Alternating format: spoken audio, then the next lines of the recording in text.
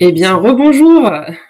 Nous allons maintenant vous présenter une idée qu'on a dans la tête depuis un bon moment et qu'on concrétise, en tout cas qu'on tend à concrétiser de plus en plus. On va vous parler aujourd'hui, pour cette session, d'un moteur de recherche communautaire pour organiser Internet. Et donc, nous sommes, pour ceux qui ne nous auraient pas encore vus, Luciane et Aline de All.site. Nous sommes également consultants chez Adeline. Vous pouvez nous retrouver sur nos comptes Twitter respectifs avec plaisir.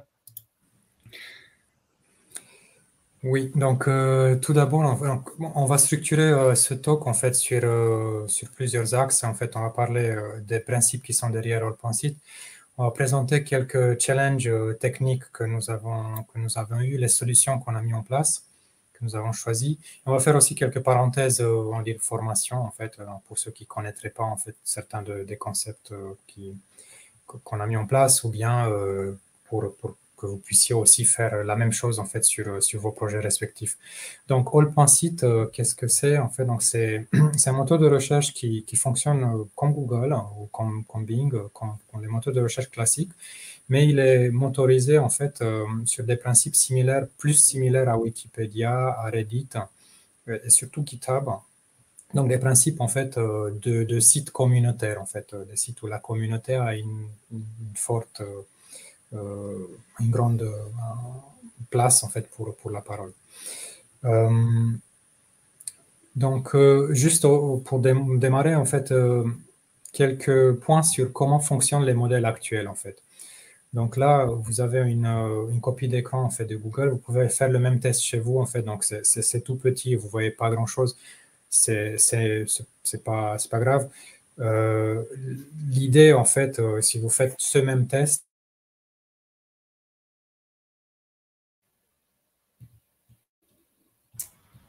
Est-ce que c'est moi ou Lucienne a coupé? Ouais. Ouais, donc c'est pas moi, donc c'est Luciane.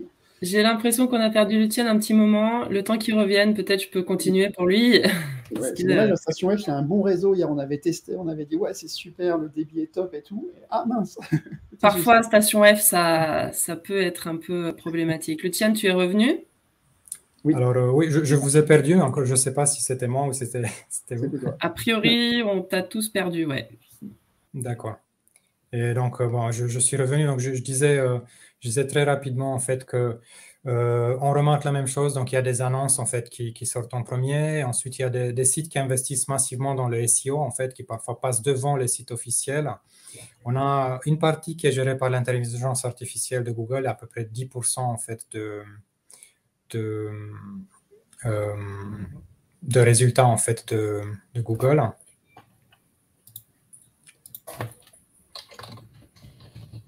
Les aléas du direct. En fait, j'espère que vous m'entendez toujours. On t'entend toujours. C'était de mon côté, excuse-moi. Ah, d'accord. OK. Donc, on a perdu surtout. OK. Très bien. Donc, je continue, en fait. Et donc, d'autres résultats qui arrivent sur la même page, c'est des résultats qui sont conformes à la politique de Google, que ce soit la politique au niveau technique, en fait, ou d'autres critères. Donc, la conformité, en fait, les sites qui sont, si on parle niveau technique, il faut avoir du HTTPS, il faut être responsive, il faut répondre rapidement, il ne faut pas avoir du contenu dupliqué. C'est ça qui sort, en fait, en premier.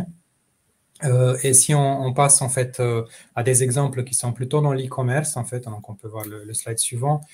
Là, c'est un exemple que vous trouvez chez Amazon. Il y a eu beaucoup de débats en fait sur l'impartialité d'Amazon en fait sur la présentation des résultats. Vous retrouverez un peu les mêmes principes en fait des annonces, de la publicité, des partenariats, la conformité avec la politique et les intérêts de la plateforme, bien entendu, qui vont jouer en fait sur la pertinence que vous voyez dans les résultats. Coucou David. En fait, ce qu'on s'est dit quand même, c'est que à côté de ces modèles donc de moteurs de recherche typiques, on n'a pas forcément besoin tout le temps d'aller chercher sur tout Internet quand on veut retrouver une information pertinente ou qui nous concerne, ou qui nous intéresse, ou qui fait partie de nos centres d'intérêt à nous. Pour ça, les réseaux sociaux ont apporté pas mal parce que au final, parfois, si on va aller chercher, notamment par exemple une news ou une info technique, Si on cherche dans son réseau social à soi, on arrive directement sur son réseau, dans ses sources de confiance. On a des choses vraiment personnalisées. Bon, c'est forcément un peu plus centré sur nous-mêmes et sur ce à quoi on peut récupérer. En tout cas, on a le pouvoir dans les réseaux sociaux d'aller choisir nous-mêmes nos sources de confiance. Et ce qu'on a voulu faire, en fait, c'est que on a cherché à regrouper à la fois la rapidité, la facilité d'un moteur de recherche qui fonctionnerait sur tout Internet, avec cet aspect social ou en tout cas communautaire, ou en tout cas suivre un ou plusieurs moteurs de recherche. Et donc, c'est comme ça qu'on est parti sur le modèle de All.site.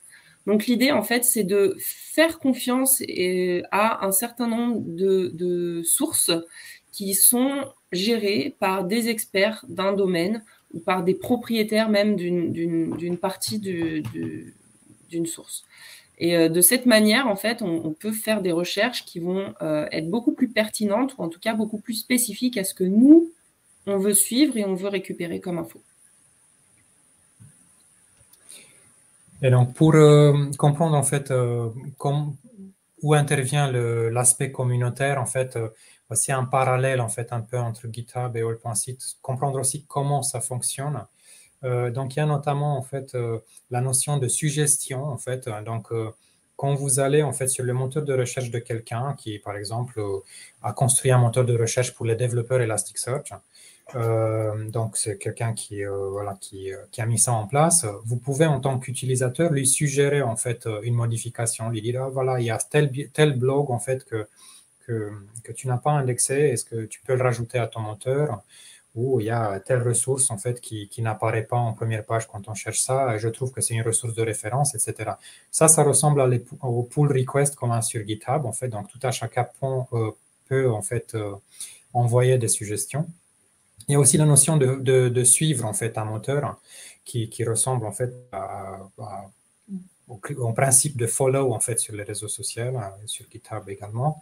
Et aussi, à la fin, aussi, la notion de adopter un moteur de recherche. Donc, si vous estimez que vous pouvez faire mieux, en fait, que vous pouvez construire un moteur de recherche qui est plus pertinent, plus complet, etc., vous pouvez très bien forker, en fait, le moteur de recherche de quelqu'un et faire mieux, peut-être avoir plus de traction, plus de followers si votre moteur est vraiment donc plus pertinent.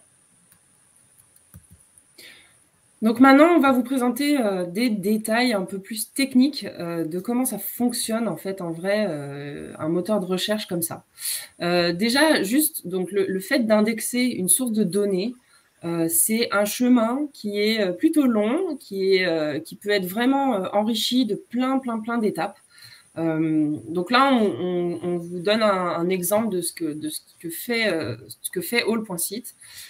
Donc, si on part de la source, on va comme ça pouvoir récupérer pour chaque élément de la source, donc chaque contenu, un ensemble de données qu'elle contient.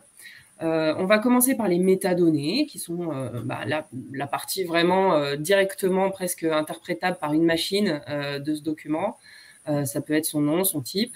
La langue.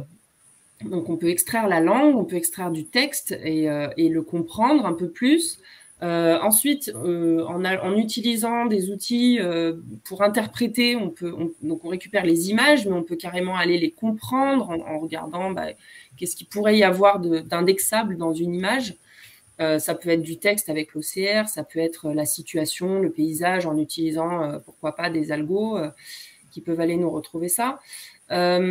On va faire la même chose pour les médias. On en a parlé tout à l'heure avec le talk sur la transcription de fichiers médias, mais on peut très bien, comme ça, donc aller récupérer du texte. On peut aussi, pourquoi pas, aller visualiser dans une vidéo des éléments aussi d'image. Ensuite, on peut récupérer un abstract de document, en faire un résumé et l'indexer. Des entités nommées, des liens entre les documents pour pouvoir les lier, pour pouvoir peut-être les scorer d'une manière ou d'une autre. On peut effectuer une classification et puis en sortir des données qui vont servir à l'indexation, telles qu'une vignette. Et ensuite, donc, on va l'enregistrer dans un index. On a mis plusieurs petits cylindres là, comme si, enfin voilà, pour visualiser un peu différents index, parce que on pourrait très bien imaginer avoir un index principal et puis après des petits index un peu annexes qui nous permettront d'avoir plus de fonctionnalités à la recherche, comme par exemple là où les autocomplétions. Ouais. Il y a donc, si on reste un peu sur ce slide, il y a quelques challenges techniques en fait ici, et je voudrais aussi faire en fait une référence aux talks qui sont présents en fait dans cette conférence. Donc la partie média en fait, c'est un peu ce que vous avez vu en fait tout à l'heure avec l'extraction du texte à partir d'une vidéo ou d'un flux audio. Et puis la partie classification, c'est ce qu'a présenté donc ce que vous avez vu aussi sur la catégorisation avec Elasticsearch. Donc c'est des algorithmes comme ça qui se placent. Mais le challenge en fait qu'on a ici, c'est qu'en fait les documents qui arrivent de la source à l'index passe par un long chemin, et ce chemin en fait peut durer selon les cas plusieurs heures, voire même plusieurs jours. Si par exemple on parle d'un site qu'on va crawler, il y a aussi une politique qu'on appelle politeness. Il faut pas surcharger le site pour crawler en fait tout le contenu. Donc du coup on doit attendre, on doit faire des pauses, etc. Et donc, dans ce processus-là, en fait, il y a un aspect technique qui est en fait la mise à jour du document. En fait, donc le document il est disponible pour la recherche, mais au départ il n'y a que le nom en fait du document et éventuellement sa source. Ensuite il y a le texte, ensuite il y a le texte qui extrait des images, etc. Donc le document il est disponible pour la recherche, mais dans plusieurs versions en fait. Et donc là, il y a l'API update en fait qui peut être utilisée, qu'on utilise, sauf qu'en faisant beaucoup d'updates comme ça, en fait, on va surcharger l'index. Et donc, c'est un challenge en fait qu'on a essayé de résoudre. En fait, on va voir plus tard aussi. Donc, on a des index qu'on appelle le staging, en fait, intermédiaire, et puis des index finaux qui vont contenir vraiment la version distillée en fait du document.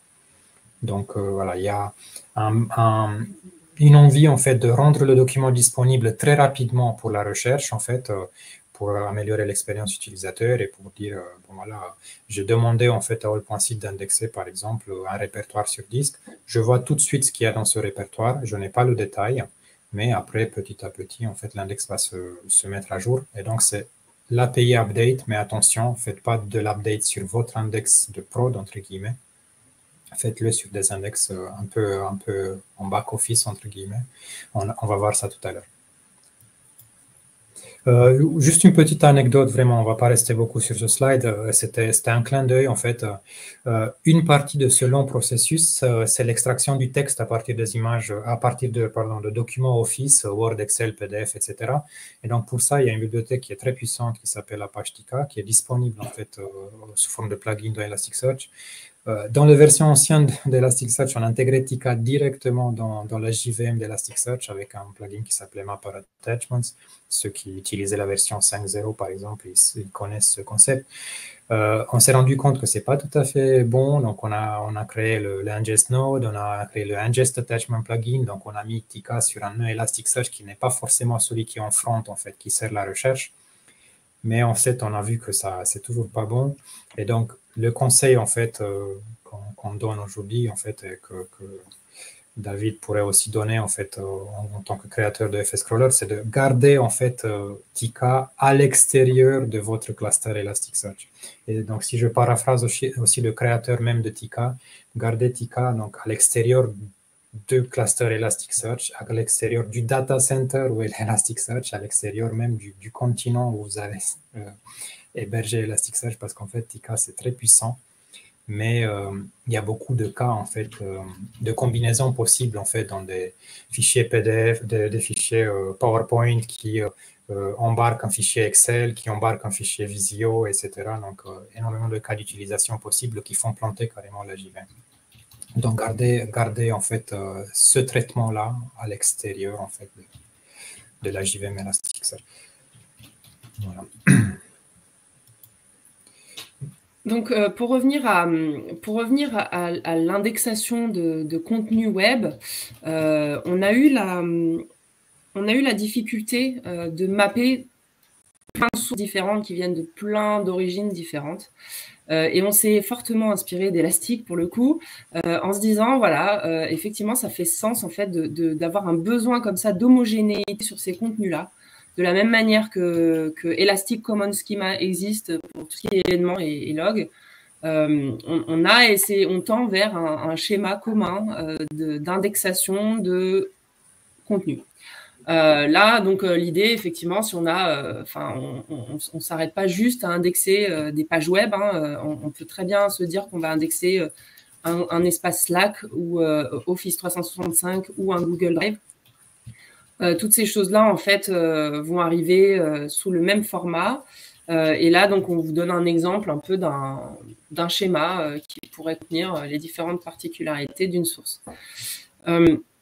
Comme je disais, on s'est vraiment inspiré de Elastic Common Schema. Elastic Common Schema, juste pour rappel, c'est un besoin qui avait énorme de conventions quand on fait appel à plusieurs index, puisque tout ce qui arrive comme événement peut vraiment venir de n'importe où et être sur plein d'index différents, et à un moment donné, on va avoir besoin de les regrouper. Ce sont des bonnes pratiques, c'est une spécification qui est open source, qui est arrivée de la communauté, il me semble, et donc du coup ça fait vraiment sens et c'est quelque chose qui est largement utilisé et c'est une très très bonne pratique. Pour info, là dans le Elastic Common Schema pour les événements, on a plus de 1300 champs possibles. Et ce serait pas déconnant d'avoir le même ordre de grandeur en fait pour des sources telles que les nôtres et pour des contenus indexés dans un moteur de recherche. Un autre challenge technique en fait qu'on a dû résoudre dans ce contexte, c'est les contenus dupliqués. Et donc vous allez voir que on était quelque part obligé en fait de ne pas faire comme les moteurs de recherche classiques. Donc juste pour rappel en fait comment ça se passe lorsqu'il y a du contenu dupliqué en fait sur Internet. Donc déjà si vous regardez des tutoriels en fait Google, on vous déconseille de faire ça. Donc si par exemple vous êtes un revendeur en fait d'un produit et vous copiez en fait la description du produit du site du fournisseur et vous la mettez sur votre site, vous risquez en fait d'être déréférencé en fait. Et donc voilà, parce que Google fonctionne comme ça, Google en fait garde une seule copie de la donnée, celle qu'il considère la plus pertinente. Tout ce qui est contenu dupliqué en fait, il va passer à la trappe entre guillemets. Ça fait partie en fait des critères de conformité en fait que votre site doit respecter. Donc voilà, nous on est obligé de faire différemment en fait parce que le contexte est un peu différent. Donc si on prend l'exemple d'un document PDF en fait qui se retrouve par exemple, s'il y a un PDF, un fichier de référence, il peut se retrouver sur Internet, il peut se retrouver partagé sur le Slack de votre entreprise, il peut se retrouver en fait dans un répertoire sur votre partage réseau. Et donc il va forcément en fait arriver par plusieurs canaux, plusieurs fois en fait, dans l'index, dans le moteur d'indexation. Donc, on ne pouvait pas en fait de notre côté tout simplement ignorer ces sources de données parce qu'elles peuvent être importantes selon le contexte. En fait. Donc, si vous êtes quelqu'un qui est dans l'entreprise, qui a accès aux données de l'entreprise, vous allez plutôt privilégier le document qui se trouve sur votre réseau et ainsi de suite. C'est important de savoir qu'un document, il a été trouvé à plusieurs endroits. Donc, on garde cette information-là, donc on garde entre guillemets les différentes versions du document et la manière de résoudre cette problématique technique. Donc, on a utilisé la fonctionnalité Field Collapsing d'Elasticsearch. On a commencé en fait avant Field Collapsing à utiliser des algorithmes avant l'indexation et l'API Update. C'était un peu lourd. On est bien content que Field Collapsing a été introduit. Ça permet de faire des choses à la recherche. Les problématiques qu'on a toujours en fait à l'heure actuelle, en fait, c'est la performance des inner heats. Donc, on va voir après. Donc, c'est ce qui permet en fait d'avoir les détails en fait du groupement de documents. Et une problématique en fait qu'on est en train de résoudre, en fait, c'est que quand vous prenez deux documents, ils sont identiques, mais il y a certains types de documents comme les fichiers Microsoft Office, par exemple, qui sont, pour peu qu'on ouvre, par exemple, une présentation PowerPoint, Microsoft en fait va changer le fichier, va rajouter en fait petites octets en fait dans les métadonnées, ce qui fait que de manière binaire, les deux fichiers ne sont plus identiques. Alors qu'en réalité, ils sont identiques en tout point, c'est juste que les métadonnées sont légèrement différentes, notamment l'heure de la dernière ouverture du fichier. Donc voilà, c'est des problématiques qu'on a résolues. En fait, donc c'est ce fameux calcul du hash qui permet de nous donner en fait l'unicité du document. Donc pour encore une parenthèse technique, en fait une parenthèse formation, donc voilà comment s'utilise en fait la fonctionnalité field collapsing. Donc c'est une recherche classique et en fait on utilise la balise collapse et on doit préciser un champ. Donc dans notre cas c'est le champ qui s'appelle hash, donc qui est une représentation courte du contenu du document. Et donc, le petit détail qui donne le contexte, en fait, de où se trouve ce document par ailleurs, c'est le inner hits. Donc, le collapse, il est très rapide, il est très pratique. C'est le inner hits, en fait, qui a quelques problématiques de performance qu'on essaie de résoudre. Et donc, voilà, donc si vous souhaitez, en fait, utiliser cette fonctionnalité, elle est très pratique aussi dans d'autres contextes, par exemple, le e-commerce, où vous avez de la marketplace en place, donc vous avez le même produit qui est vendu par plusieurs partenaires, des choses comme ça. Donc, field collapsing. Pour revenir donc à All.site a un peu la vocation de fédérer des moteurs de recherche. L'idée, ce serait d'avoir des données décentralisées, réparties de manière naturelle sur les différentes sources et vraiment pouvoir avoir la possibilité que chaque donnée soit à son endroit, soit indexée à l'endroit où elle se trouve dans sa source, et puis qu'on aille pouvoir faire des recherches sur différentes sources. Là, on donne un exemple avec différentes origines qui peuvent être commerciales, qui peuvent être services publics, qui peuvent être le web en général, la doc élastique, pourquoi pas. En tout cas, voilà, l'idée, ce serait vraiment d'avoir un moteur de recherche qui aille récupérer sur différentes sources. Techniquement, pardon, Luciane. Ouais, c'est juste. Ok, je te laisse aller. On a plus beaucoup de temps, donc il faut qu'on avance un peu. Ouais, je me dépêche là-dessus. Donc techniquement, tout simplement, juste une petite parenthèse aussi pour vous montrer cross-cluster search. L'idée, donc une fois qu'on a configuré différents clusters, il est possible d'aller faire des recherches sur différents clusters, vous le savez. Donc là, on vous montre juste un petit exemple de à quoi ça pourrait correspondre. Pour nous, ce serait qu'on ait un cluster par source.